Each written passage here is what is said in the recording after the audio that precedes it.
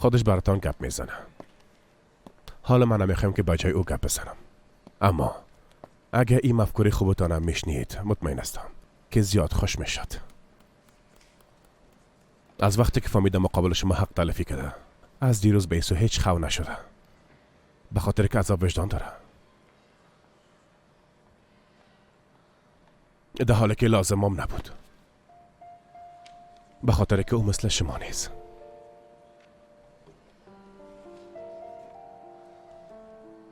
بسیار بد تشویش هستم. بد تشویشی هستم که قلمتان مثل زبانتان برنده است.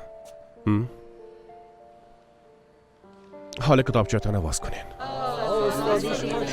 حالا دیگه هر کس خود در جای استاد تحسین قرار بده. چیزی را که حس میکنه امور نوشته کنه. درست است؟ من تحسین هستم، استاد موسیقی.